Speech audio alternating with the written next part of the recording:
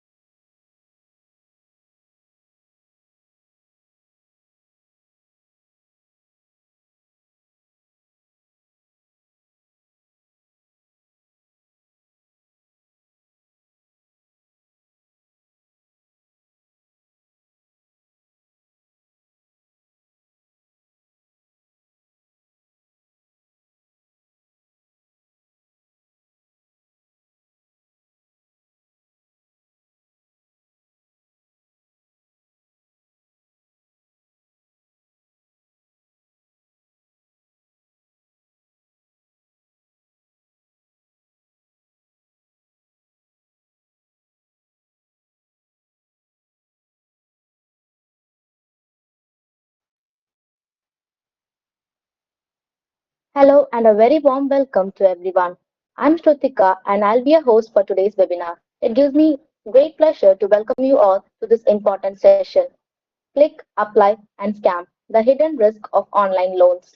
To help us make this session more relevant and engaging, we request you to take a minute to fill out the pre assessment form available via the link in the chat box. Your responses will remain fully confidential and will help us understand your awareness and expectation. Before we dive into the session, here are a few quick points to ensure a smooth experience for everyone. Kindly keep your microphones muted to avoid background noise. Please share your questions in the chat box and we will take them up during the Q&A session. If comfortable, do keep your cameras on. It will always make the session more interactive. This session is being hosted under Project CyberShield, an initiative of Naksh Foundation.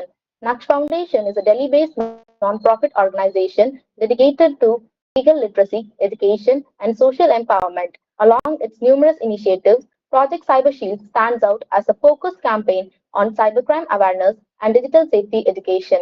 Through webinars, workshops, and community outreach programs, Project CyberShield strives to equip individuals be it students, working professionals, or everyday internet users, with the knowledge and skills required to navigate the online world safely and responsibly. Today's session is yet another step in furthering that mission, helping us understand how artificial intelligence is changing the face of cybercrime and how collective awareness can be our strongest defense. It is now my privilege to introduce our esteemed speaker for today's Mr. K. Sanjay. Mr. Sanjay is currently serving as an assistant professor at Satyabama School of Law, Chennai. He has an outstanding academic record, earning gold medals in BBA LLB honors from VIT University, LLM in Constitutional and Administrative Law from NALSA, LLM in Criminal Law from SRM University, and a PGDM in Cybersecurity Law from NLSIU, Bangalore. He is currently pursuing a PhD at Satyabama University on the protection against sexual harassment of children. In terms of professional experience, Mr. Sanjay has served as a former HR legal officer at Zoho Corporation and is presently a legal partner with ISAC NGO, Information Sharing and Analysis Center, as well as with the Thagam Foundation, a social welfare organization. In addition, he contributes as a writing partner in Tamil for Wicked and Weekly blog. He also has significant international exposure, having presented papers at three international conferences, including twice at Singapore Law University and once at Hamburg University, Berlin, Germany, where he also completed a 3 month inter-semester study program. Adding to his impressive credentials, Mr. Sanjay has actively participated in 52 moot competitions, securing over 20 wins and special recognition, and has represented in 70 Model United Nations, where he was awarded Best Delegate in 7. Truly, his journey combines academic excellence, professional commitment, and international exposure, making him an ideal guide for today's session. Today's discussion will focus on some of the most pressing online threats that affect internet users, including fake job and loan application scams, investment and trading platform scams, digital arrest and extortion scams, QR code and phishing link scams, the role of AI in data breach. Through this session, Sir will guide us in understanding how these scams operate, how to recognize them, and the practical steps we can take to protect ourselves. We are truly honored to have him with us today. Please join me in warmly welcome Mr. Sanjay. Over to you, sir. Thank you. Thank you, Sritika. Am I audible to you? Yes. Yes, sir, you are. S- Thank you. Thank you so much. So, warm good evening to you all. And first of all, a great appreciation for the Naksh Foundation doing this enormous job. So, today my topic is very interesting and yet yet and very noted and a specific and unique way of, the thing that is happening around us right now in this generation. Um, the thing is, it is speaking on the subject that has become a household reality for India's digital generation, which is online loans and online phishings. With the rise of this the fintech companies are nothing but online-based banking companies like Razorpay, BHIM, whatever the UPI online UPI based banking systems like Paytm and all that stuff. So, and mobile apps, borrowing money which has become very easier than ordering a food. A few clicks on an app and like Aadhaar-based eKYC and money lands in your account within a minute. So, let's say if you're opening a bank account, the one thing which is a key point which is needed is KYC, where once we have did in person going to bank and the bank person will come to our home, check our homes, and he will recognize us, and the bank account will be provided to us. Now it is very simple that all these stuff has been taken care of by an IT company. It is not the person, it is not the bank that is doing right now. So this seems revolutionary, especially for India, where a large section of population was once excluded from formal banking. So digital lending bridges the gaps by offering credit to those who don't have collateral or strong credit histories. So that is the main thing now. So credit-based business are said to be the successful the successful business history. Like for example, when you borrow money from someone else and doing a business is much easier than spending your own money because you don't know the pain, right? So, but beneath this convenience lies a shadow economy of predatory lending. That is what we call data exploitation, harassment, and debt traps, which is a thing now. So the Reserve Bank of India itself has raised an alarm against the unregulatory loan application. Several tragic incidents have happened in India, particularly during this COVID pandemic, highlight how borrowers are pushed to depression and even suicide due to the aggressive recovery tactics. So the thing is now, um, totally, there are 33 people have committed suicide in Karnataka, especially in the state called Karnataka, where due to this online banking system and the debt traps and harassment and all this stuff. So I'll tell you the historical perspective of how this online banking has happened and how it has been grown, because that was my project during my LLM. So thus, while online loan symbolizes financial inclusion, they also carry hidden dangers that we must critically evaluate. Like, for example, on pre 2010 era, borrowing was mostly through banks, and or informal money lenders, paperwork, that you bond usually that kind of stuff will happen. Now, for example, if I want to borrow money from someone, I used to debt my property. I used to debt my house loan, house, and I used to write a bond. Then the money will be given to me. So that may be a formal, that may be informal stuff. But somehow I had a property, I had a hold towards it. No, but now what's happening is you don't need anything as of such. What you need is I'll tell you later. No, but then 2010 to 2015 era, entry of fintech players offering a quick personal loans has increased. Like for example, when the growth of smartphones and Aadhaar-based verification boosted the trend, it has become very easy to lend money, and it is very easy to get the common people into this banking mindset. You don't have to be a when you're getting into the online stuff, you don't really have to be financially very strong about it. Financially, you don't have to be well versed, and you don't want to be a financially well versed family background to get into a banking system and to get credit. So 2000, as there is a literal shift from 2015, where I started my UG days. You see, 2016 to 2020, post demonetization, and with this UPI growth, a digital lending exploded. Thousands of apps appeared on Play Store. Many was unregulated. The only regulated system was Paytm, and as far as I remember, which was PhonePe, and other was this BHIM UPI. So pandemic years. Let's see now, 2020 to 2022, economic distress increased dependence on instant loans. At the same time, harassment cases and cyber frauds which peaked. Now, the era which we are living right now, 2022 onwards, RBI introduced the digital lending guidelines to bring order to this sector. The historical evolution shows how a tool of financial inclusion quickly turned into a platform of exploitation in the absence of strong regulation. Let's dwell into the risk of online loans in India. The risk of online loans in India.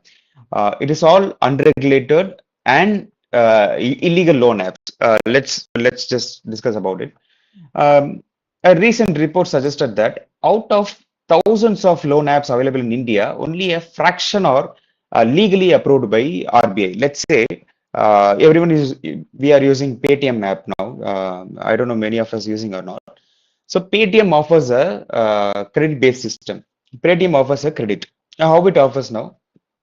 Let's say if you need a 10,000 rupees from Paytm, this is right now I'm talking. If you want to borrow money from Paytm, what it suggests, it is an online banking platform. There is no physical banking system that is available for Paytm now. It is all about online.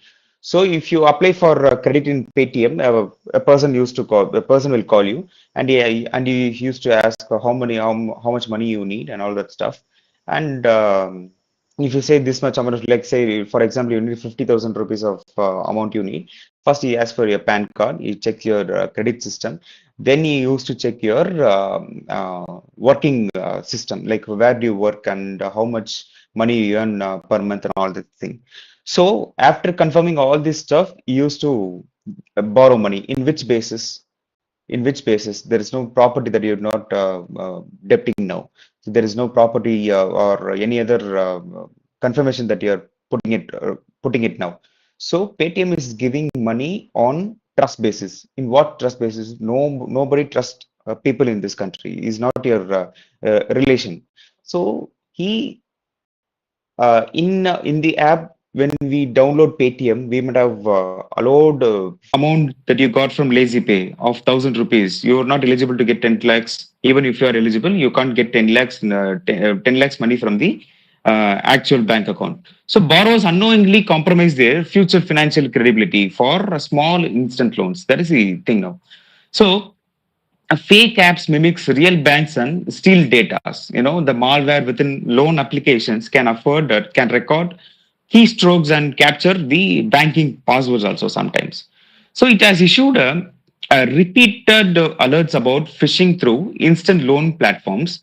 So beyond money, let's say beyond money, online loans create the mental stress, anxiety, and humiliation and things like that. The case of suicide linked to loan app harassment have been reported in the multiple states, and it is enormously, I could say it has been growing in South India right now.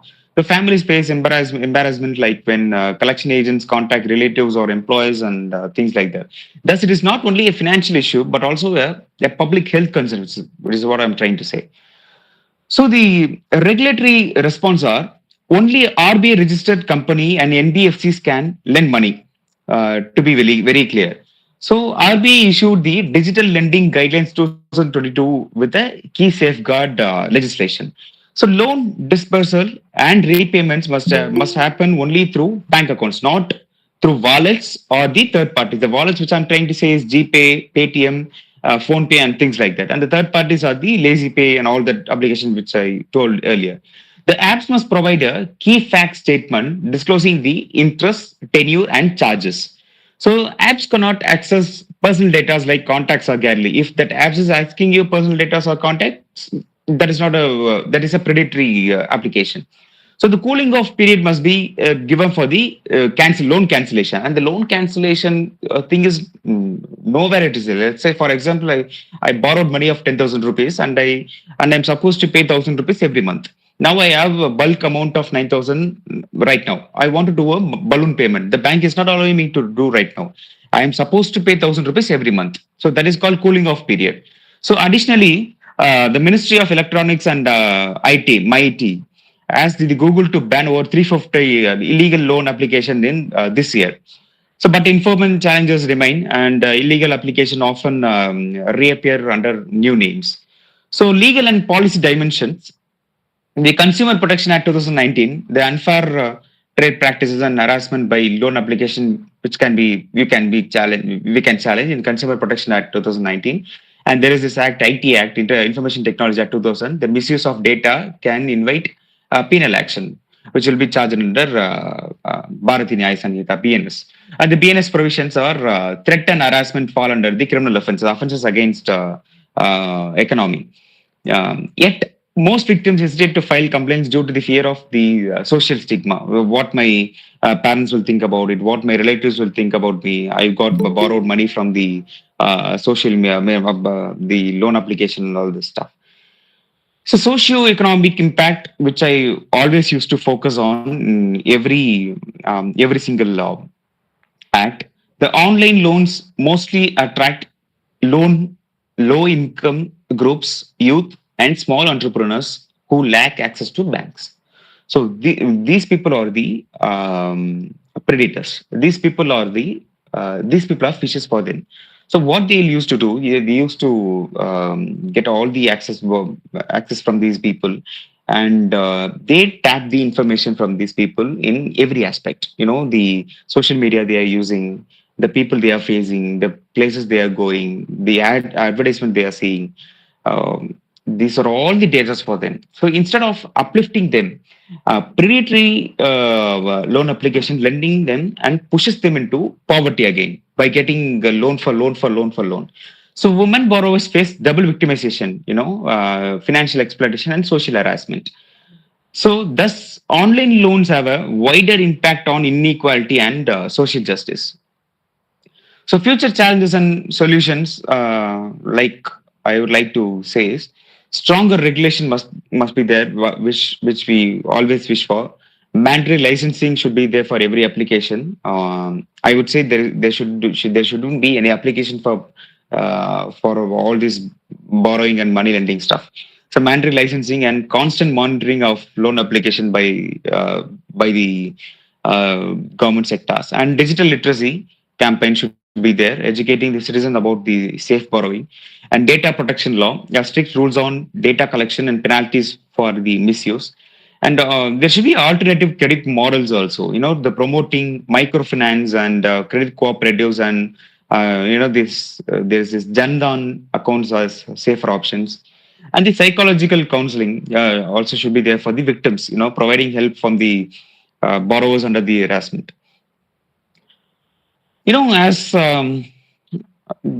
As I would say, we are all borrowers now. We are all the victims now. You know, the steps we have to take is we have to verify the lender whether if it is RBI registered or not. No, let's say this. There is this trading called binary trading. Binary trading. We used to do share market, we used to do stock market, but there is this thing called binary trading, uh, which has been um, which has been done by this app called Binomo. There is this index, and there is this currency index that will be fluctuating in a usual candlestick way. So we have to guess whether this candlestick will go upwards or downwards, bull or this thing. So but the time limit for all this stuff is only like 1 minute. When you the money that they give back when you won is 85%. Like for example, if I'm betting it rupees 100, I'll be getting back 185 rupees. But if I'm losing, I'll lose all the 100 rupees. So this is called binary trading, which is very vast in North India, which is not RBI registered. Which is not RBI registered, but there are crores and crores of people in India are using this binary or doing this binary trading. It's just like inherent stuff like that. So we have to be very carefully read all the terms and conditions by these applications, because they play with the terms and conditions only. When you let's say if I'm putting a case on Paytm, you will simply say that I have put terms and conditions. You said accept and continue.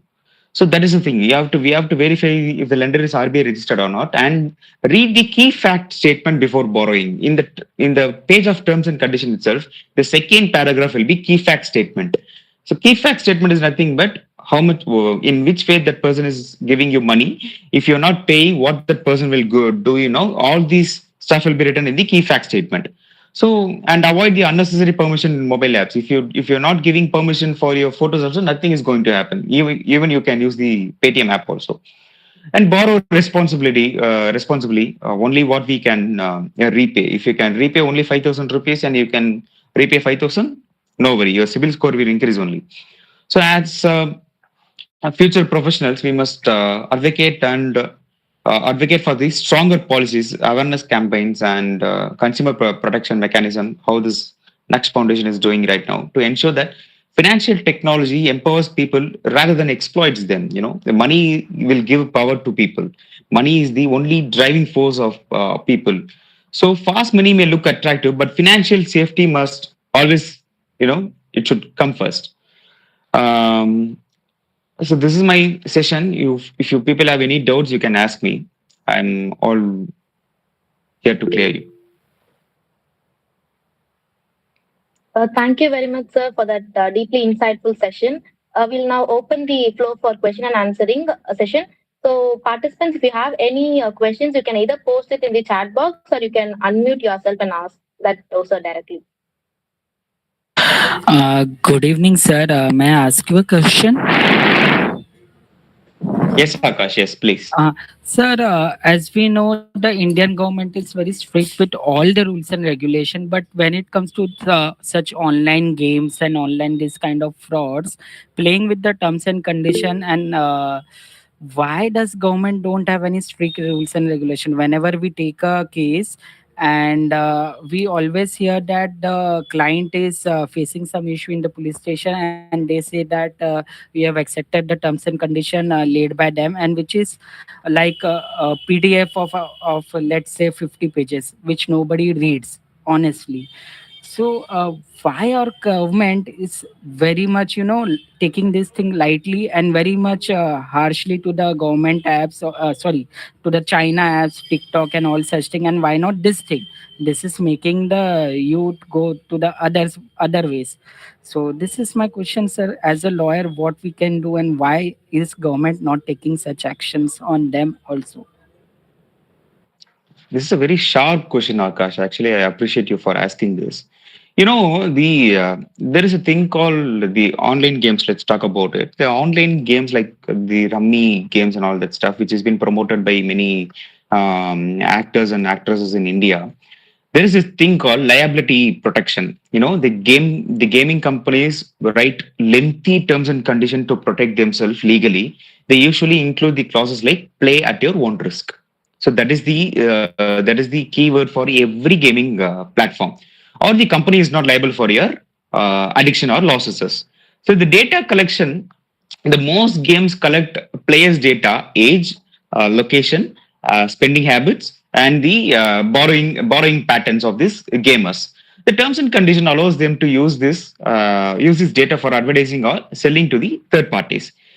In-app purchases and the gambling risk, while we are agreeing to these terms and conditions, the player consent to real money purchases, loot boxes, or virtual betting, which can lead to the financial exploitation. The jurisdiction loophole in this, what we asked you is, many online games are registered outside India, which is not in India. Okay, so disputes are governed by the foreign laws. The terms and conditions quietly make users to accept this. So the lack of law in India is laws in IT law is gambling and consumer protection, but no comprehensive online gaming act that has came in India. No, there is no regulatory gap for that. There is a regulatory gap. So the revenue pressure is also there. The gaming industry generates huge tax revenue through GST and attracts the foreign investment. So the government often hesitate to over regulate for fear or hurting the business, which happened in 1980s in Tamil Nadu. There is this club called Gymkhana Club, where these businessman used to come and play rummy cards Yes, sir. in real way. Yes, You sir. know that, right?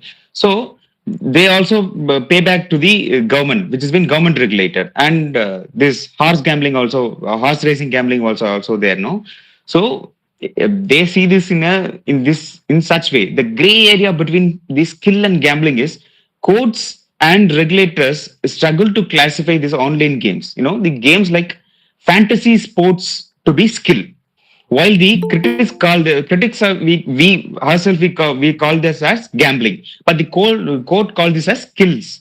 This legal confusion delays the action actually. So in Tamil Nadu also, our CM has took a step to stop all this stuff. But the court said in a simple word, you called it as gambling, I call it as skill. The enforcement difficulties, many applications are based overseas, which I told earlier. Even if the government bans them, they reappear under new names. This makes the strict regulation harder. You can't actually put a ban for all the gaming and gambling application. You can put restriction for the one application at one time, because they call it a skill. It is not a gambling. So let's say for example, a company, a rummy based company, you put a ban for that company, he will go off after 1 year, he'll come with another name. That is what happening in India. So the lobbying power is also there. By gaming companies lobby strongly against heavy restrictions, portraying themselves as employment creators and digital innovators for the people who are unemployed in India. So, uh, so to answer directly, online games use terms and condition as their shield, while the government appears muted because the regulatory gaps and revenue interest and enforcement difficulties until India enacts a strong digital gaming law. But there is no such law in anywhere actually. Like the way we regulate telecom or broadcasting, players which remain at risk. So that is the thing, Akash. Thank you.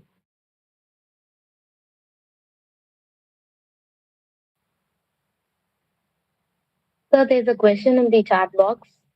Can you please suggest some authentic credit and microfinance cooperatives? This is from Ms. Neha.